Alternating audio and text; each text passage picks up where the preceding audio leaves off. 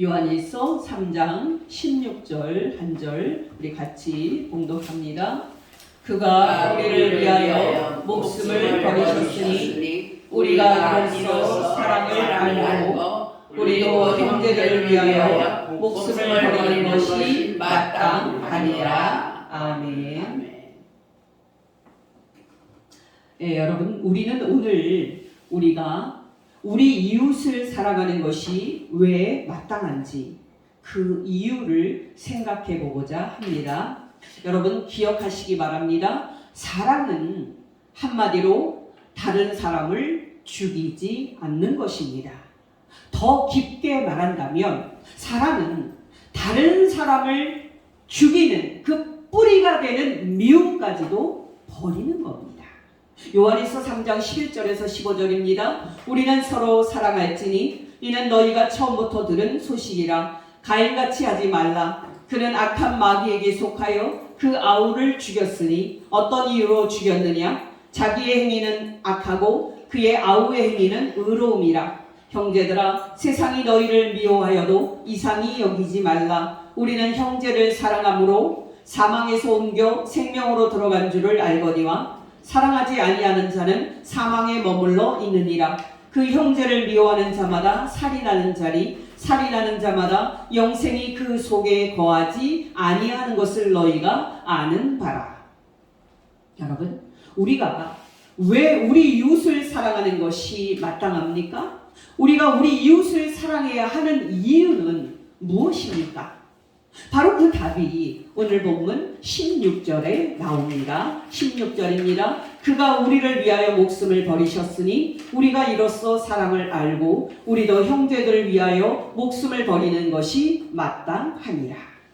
여러분, 먼저 기억하시기 바랍니다. 우리말 성경 중간에 있는 우리가 이로써 사랑을 알고라는 이 말은 헬라 원어 성경에서 16절 맨 처음에 나옵니다.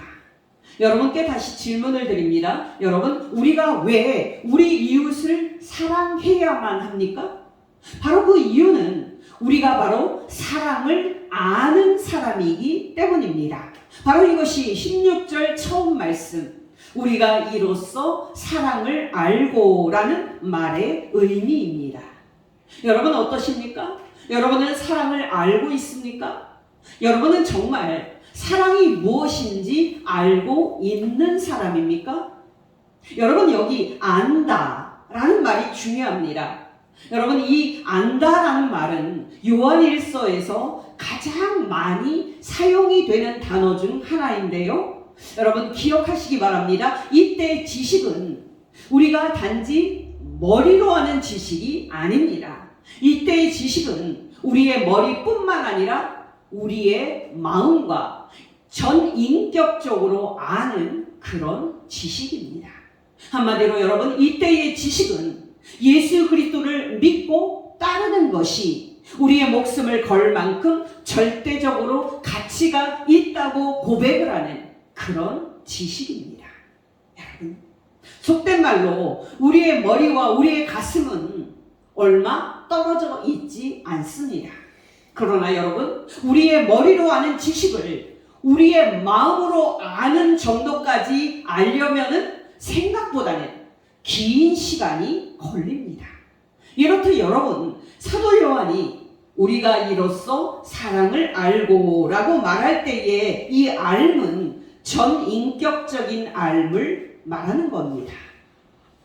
여러분, 안다는 말은 다시 쉽게 말씀을 드리면 이런 겁니다. 여러분, 어떤 사람이 어떤 지식을 알았다면 그 사람은 그가 알게 된 그 지식 때문에 그의 삶 전체가 반드시 변하게 되어 있습니다. 만약에 그가 변하지 않았다면 그는 참된 지식을 안 것이 아닙니다. 여러분, 누가복음 18장을 보면은 어떤 관리가 예수님께 나와서 질문을 합니다. 여러분 놀라지 마시기 바랍니다. 이 관리가 예수님께 한 질문은요, 일상적인 질문이 아니었습니다. 이 관리가 묻는 그 물음의 질문은 어떻게 해야 영생을 얻을 수 있는지를 묻는 중요한 질문이었습니다. 아니 여러분, 그가 예수님께 물은 질문은 이 세상에서 가장 중요한 질문이었습니다. 여러분이 알다시피 예수님은 이 관리에게 영생을 얻으려면 구약 성경에 기록된 대로 십계명을 지키라고 대답을 해줬습니다. 그때 여러분, 이 관리는 십계명은요, 자기가 어려서부터 다 지키면서 살았다고 말합니다. 여러분, 이때까지는 예수님과 이 관리 사이에 아무런 문제가 없었습니다. 근데 여러분, 어려서부터 십계명을 다 지키면서 살았다는 이 관리의 말을 듣고 예수님은 한 걸음 더 나아가서 그에게 한 가지 요구를 했습니다. 근데 여러분, 예수님의 갑작스러운 이 요구에 이 관리는 아무런 말도 아무런 반응도 하지 못했습니다. 도대체 예수님께서 그에게 어떤 요구를 했기에 그렇게도 앞에서 자신만만하게 어려서부터 십계명을 다 지키면서 살았다고 말했던 그가 아무런 말도 하지 못했던 것일까요? 여러분, 도대체 예수님께서 그에게 어떤 요구를 하셨기에 어려서부터 평생 십계명을 지키며 신앙인으로 살아왔던 그가 결단을 하지 못한 채 심히 근심에 차 있었을까요? 바로 예수님께서 그의 가장 그 약한 부분을 건드리셨기 때문입니다. 예수님은 큰 부자였던 그 관리에게 모든 재산을 다 팔아서 가난한 사람들에게 나누어주고 당신을 따르라고 명령하셨던 겁니다. 당연히 이 관리는 큰 부자였기 때문에 예수님의 그 말씀을 듣고 그는 심히 근심을 합니다. 어떻게 생각하십니까? 어려서부터 십계명을 지키면서 평생 교회 안에서 살았던 그가 정말 진리를 안 그런 사람이었습니까? 천만의 말씀입니다. 겉으로 보면은 그가 교회와 회당 안에서 평생 신앙생활을 했기 때문에 그런 것처럼 보였지만은 그는 진리를 안 사람이 아니었습니다. 왜요? 그가 진리를 안 사람이었다면 그때 모든 재산을 가난한 사람들에게 주고 당신을 따르라고 말씀하신 예수님의 말씀을 듣고 기꺼이 순종을 했을 것이기 때문입니다. 누가복음 18장 18절에서 23절입니다. 어떤 관리가 예수님께 물어 이르되 선한 선생님이여 내가 무엇을 하여야 영생을 얻으리이까? 예수께서 이르시되 네가 어찌하여 나를 선하다 일컫느냐? 하나님 한 분 외에는 선한 이가 없느니라. 네가 십계명을 안 하니 간음하지 말라, 살인하지 말라, 도둑질하지 말라, 거짓 증언하지 말라, 네의 부모를 공경하라 하였느니라. 그 관리가 여짜오되 이것은 내가 어려서부터 다 지키었나이다. 예수께서 이 말을 듣고 이르시되 너에게 아직도 한 가지 부족한 것이 있느니 너에게 있는 것을 다 팔아 가난한 자들에게 나눠주라. 그리하면 하늘에서 너에게 보화가 있으리라. 그리고 와서 나를 따르라 말씀하시니 그 사람이 큰 부자이므로 이 말씀을 듣고 심히 근심하더라. 여러분, 우리가 사랑을 안다 하고 요한일서 3장 16절에서 사도 요한이 말할 때 그 의미가 얼마나 큰 건지 아시겠습니까? 여러분께 다른 예를 말씀을 드립니다. 여러분, 누가복음 19장에는 삭개오라고 하는 사람이 나옵니다. 여러분, 이 삭개오라는 사람은 놀랍게도 앞에서 말씀드렸던 그 부자 관리처럼 영생을 얻고 천국에 들어가는 문제에 지대한 관심이 있었습니다. 한마디로 여러분, 삭개오는 영생을 얻을 수만 있다면 무엇이든지 다 하겠다고 마음먹을 정도로 그 문제에 목숨을 걸고 있었습니다. 여러분, 삭개오는 어느 날 예수님께서 자기가 살고 있는 여리고를 지나가신다 하는 말을 들었습니다. 이때부터 삭개오는 마치 정신을 잃은 사람처럼 예수님을 만나는데 온 힘을 쏟습니다. 여러분이 알다시피 그때는 예수님께서 나타나시기만 하면 수많은 사람들이 예수님께 몰려드는 그런 때였습니다. 근데 여러분, 그때 삭개오는요, 키가 작은 사람이었습니다. 여러분, 사람들은 많고 자기는 키가 작아서 예수님과 눈을 마주칠 수도 없는 그런 상황에서 삭개오는 놀랍게도 예수님이 조금 있으면 지나가실 것으로 예상이 되는 그 길목에 있는 나무에 올라갑니다. 여러분, 삭개오가 이 돌 무화과 나무에 올라간 것을 여러분은 쉽게 생각하셔서는 안 됩니다. 왜냐하면 삭개오는 그 당시에 여리고 도시에 있는 국세청 청장이었기 때문에 그가 나무 위에 올라가는 것은요, 체면이 심하게 이제 상하는 그런 일이었기 때문입니다. 그러나 여러분, 그때 삭개오는 체면을 생각하지 않습니다. 자기가 예수님을 만날 수만 있다면, 자기가 천국에 들어가서 영생을 얻을 수만 있다면, 체면이든지 다른 것이든지 그에게는 아무 문제가 되지 않았습니다. 여러분, 우리가 이제 확인해 보겠습니다마는 삭개오도 앞에서 말씀드렸던 부자 관리처럼 아주 큰 부자였습니다. 여러분이 알다시피 그 당시 이스라엘은 로마 제국의 지배를 받는 식민지였습니다. 한마디로 그 당시에 세금을 얻는 관리들의 힘은 막강합니다. 심하게 말하면 사람들의 생사 이탈권을 쥐고 있는, 그렇게 이제 쥐고 있다고 말할 수 있을 정도로 세금을 걷는 세리들의 힘은요, 정말 셌습니다. 물론 세리들은 자기의 무소불위의 힘으로 사람들에게서 세금을 더 뜯어냈고 그렇게 불법적인 방법으로 부자가 되어 있었습니다. 여러분, 예수님을 만나기 위해 돌 무화과 나무 위에 올라가기까지 한 삭개오는 그 후에 어떻게 됐을까요? 영생을 얻을 수만 있다면 사회적인 체면이든 돈이든 중요하지 않다고 생각을 하고 나무 위에 올라갔던 삭개오는 그 후에 어떻게 됐을까요? 그는 그가 그렇게 바라는 대로 예수님을 만납니다. 그리고 그는 장차 영생을 상속받을 수 있는 하나님의 백성이 됩니다. 그리고 자기 집에 유아로 들어오신 예수님께 삭개오는 놀라운 결단을 말씀을 드립니다. 바로 삭개오는 예수님께 자신의 전 재산의 절반을 팔아서 가난한 사람들에게 나눠주겠다고, 또 세금을 부당하게 매겨서 불법적으로 세금을 뜯어낸 사람들에게 4배나 갚아주겠다고 말합니다. 여러분, 기억하시기 바랍니다. 바로 이것이 안다라는 이 말의 의미입니다.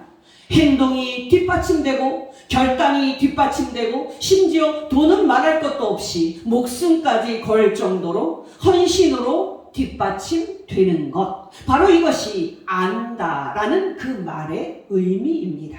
누가복음 19장 1절부터 10절입니다. 예수께서 여리고로 들어가 지나가시더라. 삭개오라 이름하는 자가 있으니 세리장이요 또한 부자라. 그가 예수께서 어떠한 사람인가 하여 보고자 하되 키가 작고 사람이 많아 할 수 없어 앞으로 달려가서 보기 위하여 돌 무화과 나무에 올라가니 이는 예수께서 그리로 지나가시게 되미로라. 예수께서 그곳에 이르사 쳐다보시고 이르시되 삭개오야 속히 내려오라. 내가 오늘 너의 집에 유하여야 하겠다 하시니 삭개오가 급히 내려와 즐거워하며 영접하거늘 무사람이 수군거려 이르되 저가 죄인의 집에 유하러 들어갔도다 하더라. 삭개오가 서서 주께 여짜오되 주여 보시옵소서, 내가 내 소유의 절반을 가난한 자들에게 주겠사오며 만일 누구의 것을 속여 빼앗은 일이 있으면 내 갑절이나 갚겠나이다. 예수께서 이르시되 오늘 구원이 이 집에 이르렀으니 이 사람도 아브라함의 자손이미로다. 인자가 온 것은 잃어버린 자를 찾아 구원하려 함이니라. 한마디로 여러분, 안다라는 이 말은 나는 진짜 안다, 나는 정말 안다는 말입니다. 여러분, 어떠십니까? 여러분은 나는 사랑을 정말 안다고 말할 수 있습니까? 여러분은 나는 사랑이 무엇인지 정말 안다고 그렇게 말할 수 있습니까? 여러분, 우리가 우리의 목숨을 걸 만큼 그것을 진짜 알고 있는 것이 여러분 무엇입니까? 말할 필요도 없이 바로 사랑입니다. 요한일서 3장 16절 상반절입니다. 우리가 이로써 사랑을 알고 기억하시기 바랍니다. 예수 그리스도를 믿는 사람은 바로 이 사랑이 무엇인지를 아는 사람입니다. 여러분, 다시 말씀을 드려서 예수 그리스도를 믿는 사람은 사랑이 무엇인지 전인격적으로 체험한 사람입니다. 여러분, 성경은 예수 그리스도를 믿는 사람을 성도나 하나님의 자녀들이나 또 여러 가지 그런 표현으로 이제 표현을 하고 있는데요. 그 중에서 가장 강력한 표현이 바로 사랑을 경험한 사람들이라는 표현입니다. 고린도후서 5장 14절입니다. 예수 그리스도의 사랑이 우리를 강권하시는도다. 우리가 생각하건대 한 사람이 모든 사람을 대신하여 죽었은즉 모든 사람이 죽은 것이라. 에베소서 3장 18절 19절입니다. 너희가 능히 모든 성도와 함께 지식에 넘치는 예수 그리스도의 사랑을 알고 그 너비와 길이와 높이와 깊이가 어떠함을 깨달아 하나님의 모든 충만하신 것으로 너희에게 충만하게 하시기를 구하노라. 로마서 8장 35절입니다. 누가 우리를 예수 그리스도의 사랑에서 끊으리요. 환난이나 곤고나 박해나 기근이나 적신이나 위험이나 칼이랴. 여러분, 기억하시기 바랍니다. 우리가 받은 예수 그리스도의 사랑은 또 하나님의 사랑이기도 합니다. 데살로니가전서 1장 4절입니다. 하나님의 사랑하심을 받은 형제들아 너희를 택하심을 아노라. 요한일서 4장 9절에서 11절 상반절입니다. 하나님의 사랑이 우리에게 이렇게 나타난 바 되었으니 하나님이 자기의 독생자를 세상에 보내심은 그로 말미암아 우리를 살리려 하심이라. 사랑은 여기 있으니 우리가 하나님을 사랑한 것이 아니요 하나님이 우리를 사랑하사 우리 죄를 속하기 위하여 화목제물로 그 아들을 보내셨음이라. 사랑하는 자들아 하나님이 이같이 우리를 사랑하셨은즉. 로마서 5장 8절입니다. 우리가 아직 죄인 되었을 때에 그리스도께서 우리를 위하여 죽으심으로 하나님께서 우리에 대한 자기의 사랑을 확증하셨느니라. 여러분, 어떠십니까? 여러분은 하나님의 사랑을 경험한 사람입니까? 여러분은 정말 예수 그리스도의 사랑을 경험한 사람입니까? 여러분은 나는 나를 사랑하신 예수 그리스도의 사랑을 정말 안다 하고 감격적으로 말할 수 있는 사람입니까? 여러분, 기억하시기 바랍니다. 바로 이것이 관건입니다. 여러분, 어떻게 말하든 예수 그리스도를 믿는 사람은 적어도 한 번은 예수 그리스도의 사랑을 체험한 사람입니다. 근데 여러분, 이 문제가 사실 간단하지 않다 하는 그러한 말씀을 드립니다. 왜냐하면 우리가 전에 우리를 사랑하신 예수 그리스도의 사랑을 우리가 경험을 했어도 시간이 지나면 그 경험이 희미해지기 때문입니다. 그러니까 여러분, 중요한 문제는 우리가 경험한 예수 그리스도의 그 사랑을 우리가 어떻게 계속 소유할 수 있을 것인가 하는 것이 될 겁니다. 여러분, 우리가 예수 그리스도의 사랑을 계속 느끼지 못하는 그냥 우리가 흔히 하는 그런 실수가 있습니다. 여러분, 자신을 점검해 보시기 바랍니다. 여러분, 성도님들에게 왜 예수님을 믿냐고 물어보면 지옥에 가기 싫어서요 라고 대답하는 분들이 의외로 많습니다. 여러분, 이 대답이 틀린 것은 아닙니다. 그러나 이 대답은 진리라고 말하기에는 한참 모자란 그런 대답입니다. 왜냐하면 지옥은 우리를 그곳에서 구출해 주신 예수 그리스도의 사랑을 말할 때 단지 배경일 뿐 본질은 아니기 때문입니다. 여러분, 어떤 분은 자신이 살아왔던 그런 힘든 과거를 말할 때마다 항상 우울해합니다. 그러나 여러분, 어떤 분은 자신이 살아왔었던 그 힘든 과거를 말할 때마다 우울증에 빠지기는커녕 항상 행복해합니다. 여러분, 이 두 사람의 차이가 어디서 나오는지 아십니까? 바로 힘든 과거를 말할 때 그 일을 본질로 생각하느냐 아니면 단지 배경으로 생각하느냐의 차이입니다. 쉽게 말씀을 드리면 여러분, 어떤 성도님은 자신이 살아왔던 그 힘든 과거를 말할 때마다 항상 기쁨을 느끼고 항상 감사를 느낍니다. 왜요? 그 힘든 시절을 생각을 할 때마다 그 힘든 시절을, 그 사실을 말할 때마다 그 힘든 상황에서 자신을 구출해 주신 하나님의 그 사랑을 떠올리기 때문입니다. 여러분, 안타깝게도 죄인이나 지옥이라는 말을 들을 때마다 두려움에 빠지고 또 구원받은 기쁨을 잃어버리는 성도들이 얼마나 많은지 모릅니다. 예를 들어서 여러분, 예수님께서 가르쳐 주신 주기도문에 이런 기도가 있습니다. 마태복음 6장 12절입니다. 우리가 우리에게 죄 지은 자를 사하여 준 것 같이 우리의 죄를 사하여 주옵시고. 여러분, 이 기도를 들을 때 그 기도를 드리면서 많은 성도님들은 죄사함을 받은 기쁨을 잃어버리고 두려움을 느낍니다.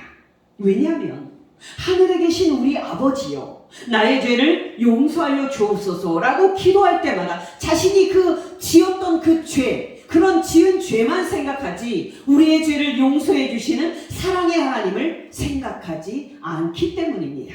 여러분, 우리가 우리에게 죄 지은 자를 사하여 준 것 같이 라는 말을 할 때도 성도님들은 똑같이 두려움을 느낍니다. 마치 우리가 다른 사람의 그 허물을 용서해 주지 않고 다른 사람의 허물을 덮어주지 않으면 하나님께서도 우리의 죄를 용서해 주지 않으실 것처럼 두렵게 느낍니다. 그러나 여러분, 그 기도는 그런 뜻이 아닙니다. 그 기도는 하나님께서 이미 나의 모든 죄를 다 용서해 주셨으니까 내가 나에게 죄 지은 사람을 용서하는 것은 너무나도 마땅합니다 라는 그런 고백을 그 바탕에 깔고 있습니다.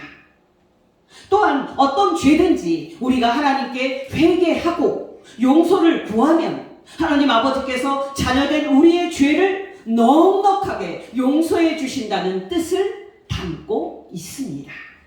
그러니까 여러분, 우리가 그 기도를 드릴 때 그 기도가 얼마나 우리에게 큰 기쁨을 주고 얼마나 우리에게 큰 소망을 주는 겁니까? 여러분께 권면드립니다. 죄인이라는 그런 말을 들을 때나 지옥이라는 말을 들을 때 그 무서운 상황에서 여러분을 구출해 주신 예수 그리스도의 사랑을 생각하고 기쁨과 소망을 얻는 복된 성도 되시기를 예수 이름으로 축원합니다. 아멘. 근데 여러분, 문제는 우리가 우리의 그 큰 죄를 이미 용서를 해주신 그 하나님의 사랑과 은혜를 잊어버릴 때가 많다는 사실입니다. 여러분, 성도님들을 보면 죄의 용서를 받은 것에 대해서 두 가지 반응을 보입니다. 첫째 부류는 하나님께서 나의 모든 죄를 이미 다 용서해 주셨으니까 이제 모든 게 다 해결되었다고 생각을 하고 하나님께 죄사함을 받은 축복에 대해서 그 후로는 생각조차 하지 않습니다.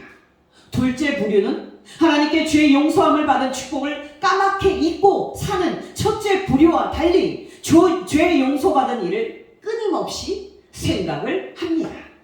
문제는 여러분, 앞에서 말씀을 드렸듯이 이 부류는 죄인이라든지 지옥이라는 그런 말을 생각할 때 그 무서운 상황에서 구출해 주신 예수 그리스도의 사랑을 생각을 해야 되는데 죄인이나 또 지옥이라는 그 말에 꽂혀서 그 무서운 생각에 그곳만, 그 무서운 생각에만 머무르고 있습니다. 여러분, 기억하시기 바랍니다. 하나님께서 우리의 모든 죄를 이미 용서해 주신 그 축복을 까맣게 잊고 사는 것도 문제지만 하나님께서 이미 다 용서해 주신 것을 또 다시 꺼내서 또 꺼내고 그 꺼내서 두려움에 빠지는 것도 또한 문제입니다.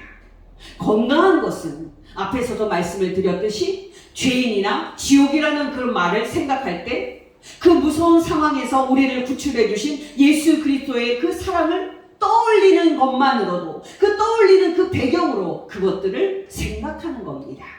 여러분, 기억하시기 바랍니다. 바로 이것이 자신이 과거에 지었던 죄를 떠올릴 때 사도 바울이 그 죄를 다루었던 방식이었습니다. 여러분이 알다시피 사도 바울은 자신이 다메섹에서 부활하신 예수 그리스도를 만나기 전에 그가 지었던 그의 모든 죄를 평생 잊지 않고 살았던 그런 사람이었습니다.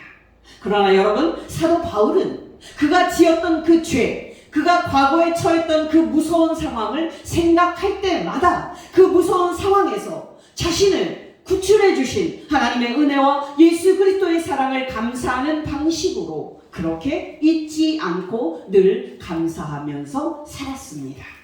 디모데전서 1장 12절에서 15절입니다. 나를 능하게 하신 그리스도 예수 우리 주께 내가 감사함은 나를 충성되이 여겨 내게 직분을 맡기심이니 내가 전에는 비방자요 박해자요 폭행자였으나 도리어 긍휼을 입은 것은 내가 믿지 아니할 때에 알지 못하고 행하였습니다. 우리 주의 은혜가 그리스도 예수 안에 있는 믿음과 사랑과 함께 넘치도록 풍성하였도다. 미쁘다 모든 사람들이 받을 만한 이 말이요 그리스도 예수께서 죄인을 구원하시려고 세상에 임하셨다 하였도다. 죄인 중에 내가 괴수니라. 고린도전서 15장 8절에서 10절입니다. 부활하신 예수 그리스도께서 맨 나중에 만삭되지 못하여 난자 같은 내게도 보이셨느니라. 나는 사도 중에 가장 작은 자라. 나는 하나님의 교회를 핍박하였으므로 사도라 칭함받기를 감당하지 못할지니라. 그러나 내가 나 된 것은 하나님의 은혜로 된 것이니 내게 주신 그의 은혜가 헛되지 아니하여 내가 모든 사도보다 더 많이 수고하였으나 내가 한 것이 아니요 오직 나와 함께 하신 하나님의 은혜로라. 여러분 눈치채셨습니까? 사도 바울은 자신이 예전에 바리새인으로서 교회를 박해했던 자신의 죄된 생활을 생각할 때마다 그 무서운 상황에서 자신을 구출해 주시고 구원해 주신 그 하나님의 사랑에 감사하고 하나님을 높입니다. 자연스럽게 여러분이 알다시피 나이를 먹은 사람은 자신이 살아온 지난 날을 되돌아보면서 그 삶을 다시 말하게 되어 있습니다. 근데 여러분은 여러분이 산 지난 삶을 어떻게 생각하면서 살고 계십니까? 여러분께 단도직입적으로 말씀을 드리는데요. 지난 삶을 생각하고 말할 때마다 항상 긍정적으로 생각하시고 감사하는 마음으로 말씀하시기를 바랍니다. 그때 참 어려웠지. 그때 참 힘들었지. 그러나 하나님께서 그때도 나를 도와주셨고 특히 나를 예수 믿고 하나님의 자녀가 되게 해주셨지. 이렇게 항상 긍정적으로 말씀을 하시기를 바랍니다. 여러분 기억하시기 바랍니다. 예수 그리스도를 믿는 우리들은 긍정적인 사람들이 되어야 합니다. 삶에서 어려운 일이 있을 때마다 과거에 내가 힘들 때마다 나를 도와주셨던 그 하나님께서 지금도 나를 도와주실 것이다 라고 긍정적으로 말할 수 있어야 합니다. 사도 바울의 말입니다. 고린도후서 1장 8절에서 10절입니다. 형제들아 우리가 아시아에서 당한 환난을 너희가 모르기를 원하지 아니하노니 힘에 겹도록 심한 고난을 당하여 살 소망까지 끊어지고 우리는 우리 자신이 사형 선고를 받은 줄 알았으니 이는 우리로 자기를 의지하지 말고 오직 죽은 자를 다시 살리시는 하나님만 의지하게 하시니라. 그가 이같이 큰 사망에서 우리를 건지셨고 또 건지실 것이며 이후에도 건지시기를 그에게 바라노라. 여러분 손흥민 선수 아시죠? 손흥민 선수는 사람들이 잘 모르지만 예수 그리스도를 믿는 신실한 신앙인입니다. 손흥민 선수는요 경기를 시작할 때마다 머리를 숙이고 잠시 하나님께 기도를 하고 경기를 뜁니다. 근데 여러분 손흥민 선수에 대해서 우리가 기억할 부분은 그가 항상 기뻐하는 사람이라는 사실입니다. 손흥민 선수가 항상 기뻐하는 비결은 이렇습니다. 손흥민 선수의 아버지 손흥정 씨도 신실한 신앙인인데요. 그는 손흥민에게 항상 감사하라고 말하고는 했습니다. 너가 지금 영국 리그에서 뛰고 있는 것은 엄청난 축복이다. 그러니까 그 리그에서 뛰고 있는 것이 축복임을 잊지 않고 항상 감사하고 또 항상 고맙게 생각을 해라. 여러분은 어떠십니까? 하나님께서 여러분의 모든 죄를 용서해 주시고 여러분을 죄와 죽음과 악한 마귀와 지옥에서 구출해서 천국에 들어가서 영생을 얻을 수 있는 하나님의 그 귀한 자녀를 삼아 주셨는데 여러분은 날마다 하나님께 받은 이 사랑과 예수님께 받은 이 축복을 생각하면서 하나님께 항상 감사하고 있습니까? 바로 이것이 관건입니다. 여러분이 하나님으로부터 받은 그 은혜와 예수 그리스도로 받은 그 사랑을 날마다 감사함으로 생각한다면 여러분은 매일매일 사랑을 새롭게 아는 복된 성도가 될 것입니다. 여러분께 다시 권면을 드립니다. 여러분도 여러분이 지었던 여러분의 모든 죄를 생각할 때마다 사도 바울처럼 그렇게 하시기를 예수 이름으로 축원합니다. 아멘. 여러분, 앞에서 제가 말씀을 드렸던 첫째 부류가 하고 있는 실수를 여러분도 하고 있지 않는지 여러분 자신을 점검해 보시기를 바랍니다. 여러분 기억하십니까? 첫째 부류의 사람들은 예수님께서 자신이 지은 모든 죄를 용서해 주셨다 하는 그 복된 생각을 계속해서 하지 않는 실수를 범합니다. 여러분은 어떠십니까? 여러분도 혹시 삶에 대한 생각으로, 다른 일에 대한 생각으로 가득 차서 하나님께서 여러분의 모든 죄를 용서해 주셨고 여러분을 천국에 들어가서 영생을 얻을 상속자로 삼아 주셨다는 이 복된 사실을 까맣게 잊고 살아가는 사람은 아닙니까? 여러분, 마지막으로 우리가 하나님으로부터 받은 이 큰 사랑과 예수 그리스도로부터 받은 이 큰 사랑을 생각하지 않고 까맣게 잊고 살 때에 어떤 일이 일어나는지 말씀을 드립니다. 여러분, 마태복음 18장에는요 큰 빚을 임금에게 탕감받은 종의 비유가 나옵니다. 여러분, 이 종이 임금에게 탕감을 받은 빚의 그 금액이 얼마인지 아십니까? 1만 달란트였습니다. 여러분, 우리에게 중요한 화폐의 단위는 달란트와 데나리온 두 개인데요, 1데나리온은 하루 품삯입니다. 여러분 놀라시지 마시기 바랍니다. 1달란트는 6,000데나리온입니다. 그러니까 1달란트는 노동자가 6,000일, 즉 16년간 일해야 벌 수 있는 큰 돈이었습니다. 그렇다면 여러분, 임금에게 은혜로 탕감받은 종의 빚이 1만 달란트가 얼마나 큰 돈인지 아시겠죠? 1만 달란트는 이제 노동자가 16만 년을 매일 일해서 한 푼도 쓰지 않고 모아야만 모을 수 있는 어마어마한 액수였습니다. 바로 여러분, 이 엄청난 돈을 이 종이 임금에게 탕감을 받은 겁니다. 여러분 놀라지 마시기 바랍니다. 이 큰 빚을 진 종은요 임금에게 제발 살려달라고 애원을 했을 뿐이었고요, 임금은 단지 그를 불쌍하게 여김으로써 그 큰 빚을 다 탕감을 해 주었던 겁니다. 근데 여러분, 이 이후에 어떤 일이 일어났는지 아십니까? 이 큰 은혜를 받은 종이 탕감을 받고 풀려났을 때 자기에게 100데나리온을 빚진 친구를 만납니다. 여러분, 임금에게 그 큰 빚을 탕감받은 은혜를 입은 이 종이 자기 친구에게 어떻게 했는지, 어떻게 했을 것 같은지 여러분 생각하실 수 있으십니까? 여러분, 100데나리온이면 노동자의 100일치 임금입니다. 여러분, 100일치 품삯이면 3달 월급하고 10일치니까 그것도 적지 않은 돈입니다. 그러나 여러분, 자기가 임금에게 탕감받은 그 큰 액수에 비하면 그 돈은요 3발의 피입니다. 그러나 이 종은 100데나리온 빚진 친구를 만나자 다짜고짜 멱살부터 잡습니다.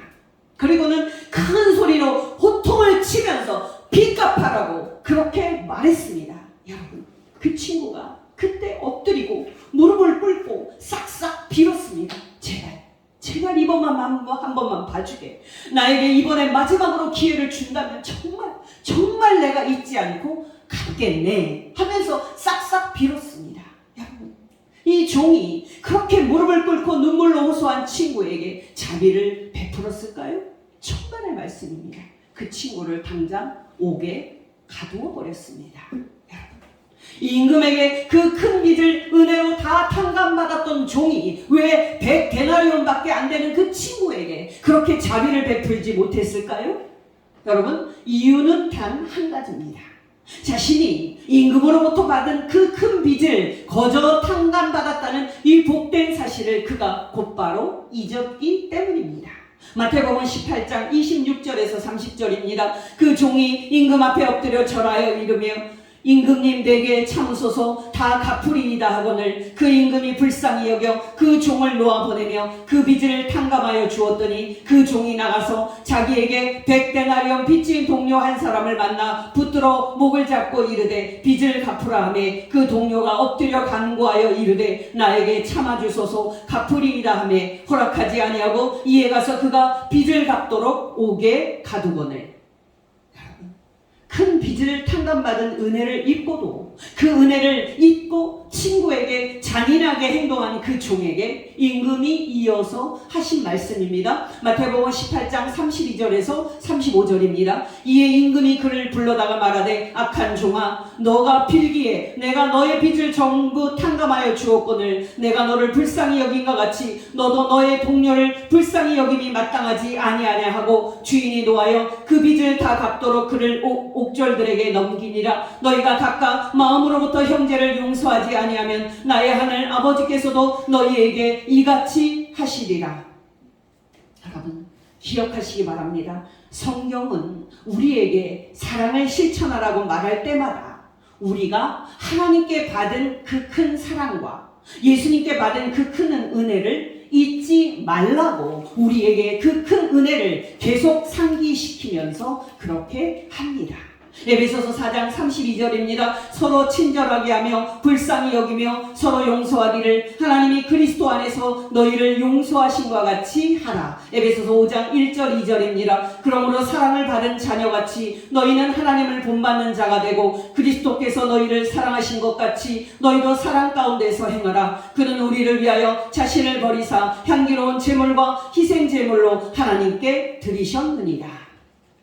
여러분 하나님께서 당신의 백성 이스라엘에 대해서 걱정을 하셨던 부분이 무엇인지 아십니까?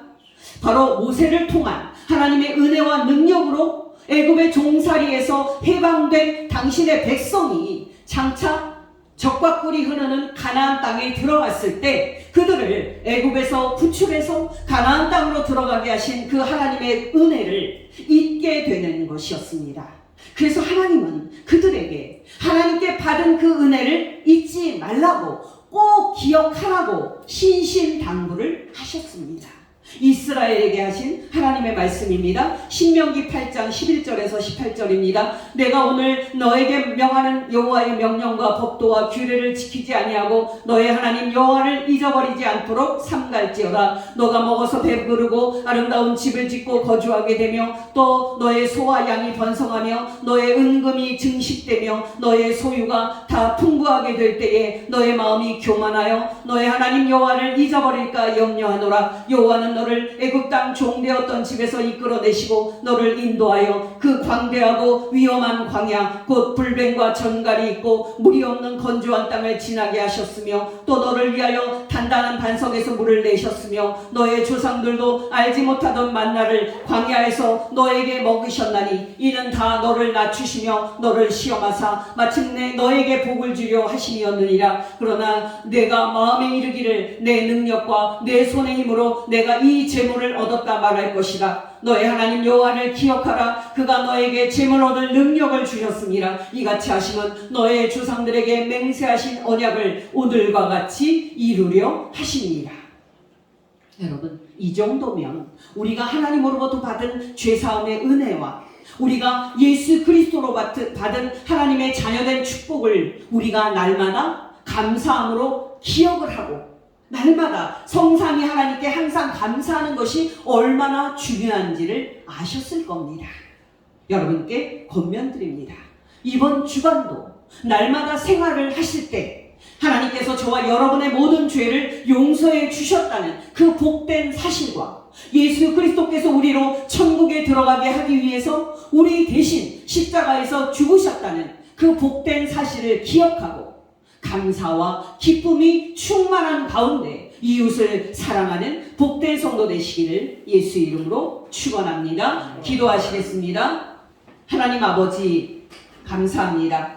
오늘 말씀을 통해서 우리가 하나님 아버지께 받은 그 큰 은혜와 우리가 예수 그리스도께 받은 그 큰 사랑을 기억하는 것이 우리가 날마다 기쁘고 행복하게 사는 비결임을 알려주시고 또 그렇게 예수 그리스도의 사랑을 생각하는 것이 우리가 우리 이웃을 사랑하는 동력임을 가르쳐 주신 것 진심으로 감사를 드립니다. 하나님 아버지, 오늘 주신 말씀대로 잘 실천해서 이번 주간 행복하고 기쁜 주간이 되게 하시고 우리 이웃을 내 몸처럼 사랑하는 일에 열매 맺게 하옵소서. 예수님의 이름으로 기도합니다. 아멘.